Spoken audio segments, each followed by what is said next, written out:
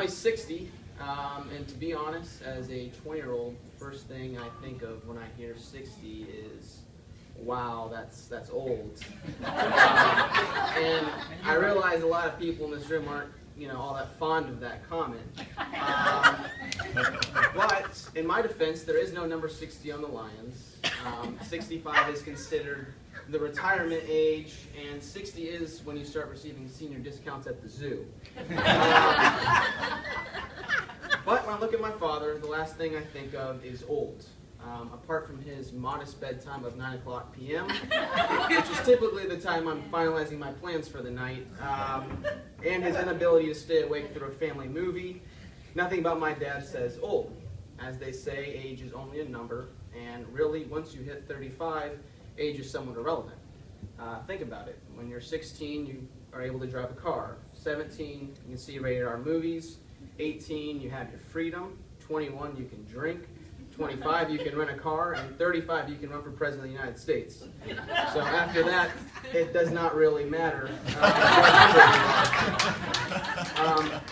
But as a 20-year-old that's 3 months away from turning 21, I've started to notice that as a society, we place a lot of emphasis on numbers. Whether that be a weight, a grade, a bank account statement, a golf score, or an age. I really don't think numbers tell the journey, which is the most important thing. Weight doesn't always indicate health. A grade does not always indicate the student's effort. A bank account balance does not always indicate the level of one's happiness. A golf score does not always tell the story of how well you played. And age does not always indicate where you are at in life. I think that you are old when you've had enough with life and you are just simply ready to die. And I think my father is far from that.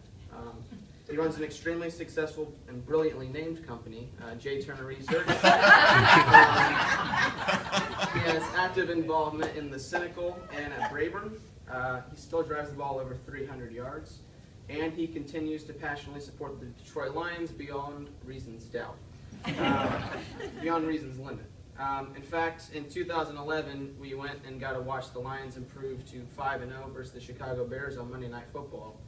And we were both so excited after the game that he looked at me at like 2 o'clock in the morning. He's like, Turner, I can't even sleep. And it's that enthusiasm and energy and loyalty that he pours in everyday life that shows me that he is not old, but he's actually young at heart. And I think his sense of humor is the biggest indicator of that, even when I'm the victim of that humor. When I was about 10 years old, we were out to eat. And he told me to look over at the table across, and he said, "You see that man over there? That's the defensive coordinator for the Houston Texans." He's like, "Why don't you go ask him for his autograph?" So I nervously walked over to him, and I said, "Sir, can I have your autograph?" And he goes, "Oh, sure." He goes, "But why?" And I go, "Well, you're the defensive coordinator for the Houston Texans." And he goes, "No, I'm not." And I remember turning around to my table and looking at my father and thinking, I have never seen a man laugh that hard in his entire life. But apart from publicly humiliating his one and only son, he continues to raise the standard for being a model husband and model father. My father is my mentor, the person whose advice to me has more weight to me than any other person I know. He is my biggest fan. He is always encouraging me and proud of me regardless of what the results I produce. He is my favorite golf partner, the one who shares the same passion for the Lions that I do, and a great friend. A lot of fathers pull success out of their funds by being really hard on them, being really strict. I think my father pushes success out of me by being encouraging, loving, understanding, and always proud of me. His genuine love and care for me makes me want to be a better golfer, student, employee, son, brother, and overall person. He is the most loving person I know in my life, and I feel just honored to share a name with him. This is my father. I raise a toast.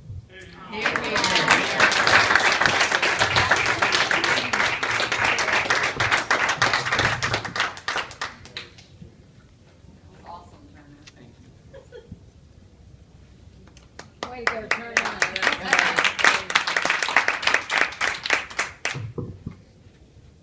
I want to thank T.J. Beck, who was married to Dennis Beck.